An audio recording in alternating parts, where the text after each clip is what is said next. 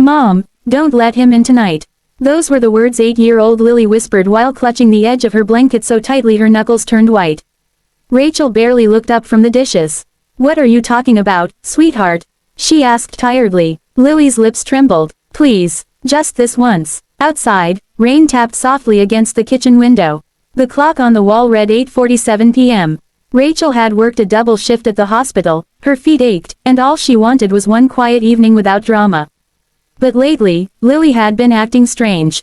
Quiet, nervous, always watching, and tonight, she looked terrified. Rachel sighed and dried her hands.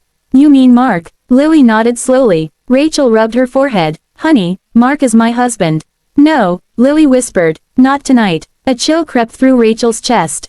Still, she forced a smile. "You've had nightmares before, remember? It's probably your imagination." Lily stepped closer. Then she said something Rachel would never forget. "He talks to someone in the garage when you're sleeping."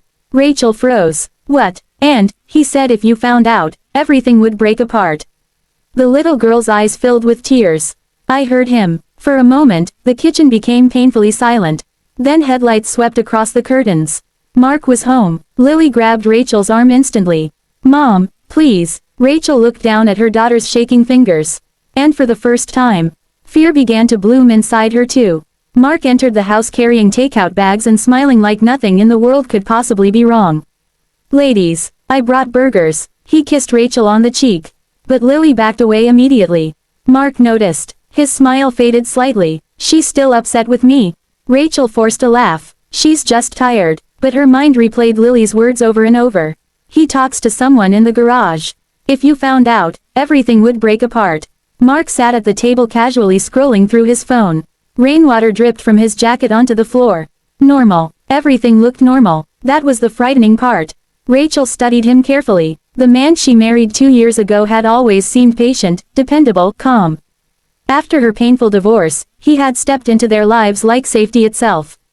Lily, however, never fully trusted him. Rachel used to think it was because Lily still missed her biological father.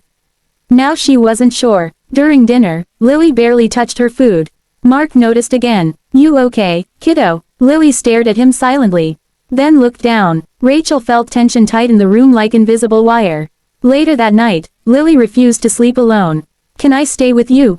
she whispered. Rachel almost said no. Almost. But something in her daughter's face stopped her. "Okay." At 11:18 p.m., Rachel lay awake beside Lily listening to the storm outside. Mark was downstairs watching television.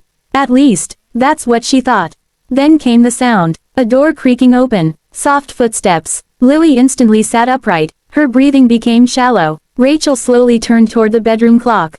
11:42 p.m. Another sound followed. The garage door. Lily grabbed Rachel's hand tightly. "He's doing it again." Rachel's heart pounded. Part of her wanted to ignore it. Part of her desperately wanted Lily to be wrong. But another part, the part every mother has, needed to know the truth. Quietly, Rachel slipped out of bed. She walked downstairs barefoot, careful not to make noise. The living room television was still on. But Mark wasn't there. The kitchen lights were off. Only the dim yellow bulb above the garage entry glowed faintly. Rachel moved closer, and then she heard voices. One was Mark's, the other, unfamiliar, male, low, urgent. Rachel stopped breathing. "She doesn't suspect anything yet," Mark whispered. Rachel's stomach dropped. The other man replied, "You're running out of time." "I know. And the money." "Money." Rachel's pulse thundered in her ears. Mark lowered his voice further, but she caught enough. "After the house sells. Insurance. Can't keep hiding." Rachel nearly stumbled backward. Insurance. House. Hiding what? Her mind raced wildly. Then the second man said something that turned Rachel's blood cold. "What about the kid?" Silence. A long, terrible silence. Finally Mark answered quietly. "She saw too much." Rachel covered her mouth instantly. Her entire body went numb. Lily was right. Something was terribly wrong. Suddenly footsteps moved toward the door. Rachel rushed backward into the hallway just before the garage opened. Mark walked into the kitchen alone. Alone. No second man in sight. Rachel forced herself to breathe normally as he noticed her. "You're awake?" "Yeah," she said carefully. "I thought I heard something." Mark paused for half a second too long. "Just taking trash out." "Trash. At midnight. In a thunderstorm." Rachel managed a weak nod. Mark smiled again. But now she noticed something she had never seen before. His smile never reached his eyes. Rachel didn't sleep at all. By morning, fear sat heavily in her chest like stone. Mark acted completely normal. Coffee, morning news, checking emails, kissing her goodbye before work. Normal. Too normal. After he left, Rachel locked every door in the house. Lily sat quietly on the couch hugging her stuffed rabbit. Rachel knelt beside her. Sweetheart, why didn't you tell me sooner? Lily looked down. Because you love him. The answer shattered Rachel's heart. Children noticed more than adults realized. How long have you been hearing things? A few weeks. Rachel swallowed hard. Did you ever see anyone else? Lily nodded slowly. A man with a black hoodie.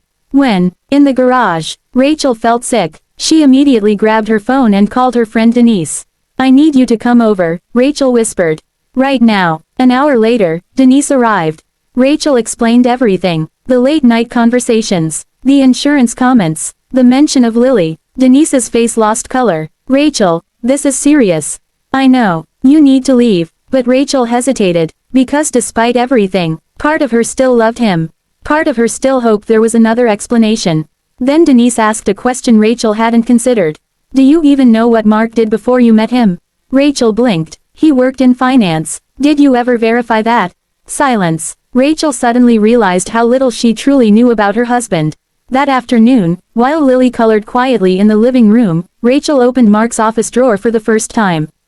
Inside she found old receipts, bank documents, and a photograph. Rachel froze. The picture showed Mark standing beside a woman she had never seen before. A woman holding a little boy. Family. Written across the back were 4 words. Come home. We miss you. Rachel's hands shook violently. She searched deeper. Then she found another document. A death certificate. The woman in the photo. Dead. 3 years ago. Cause of death. House fire. Rachel stopped breathing. The room spun around her. A horrible thought entered her mind.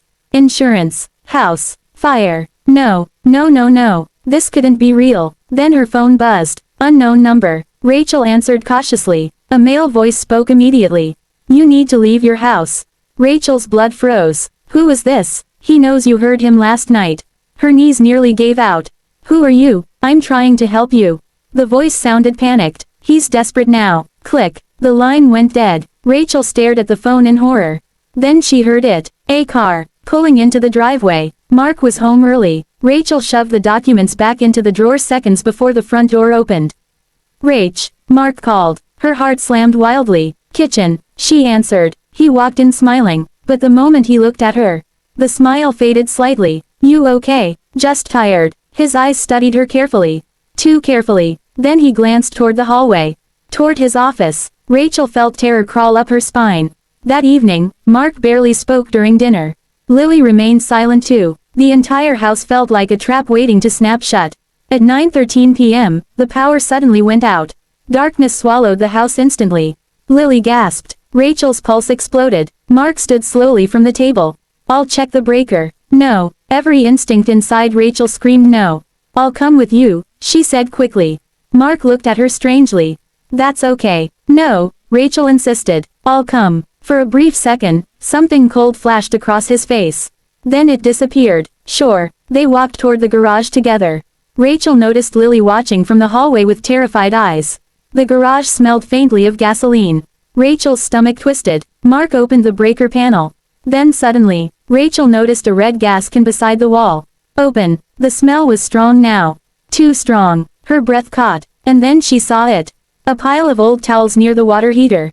Soaked. Rachel slowly looked at Mark. He was already staring at her.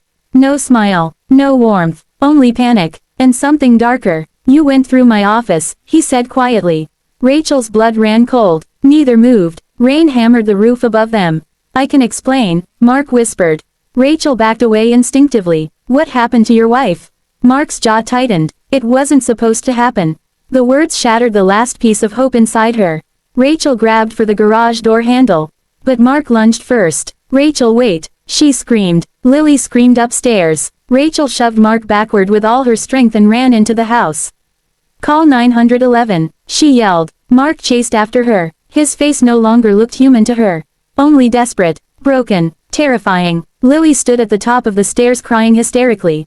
Mark reached Rachel just as police sirens suddenly exploded outside. He froze. Blue and red lights flashed through the windows. Mark stared at Rachel in shock. Then toward Lily. Then back again. And for one horrifying second, Rachel thought he might still do something terrible. Instead, he collapsed to his knees.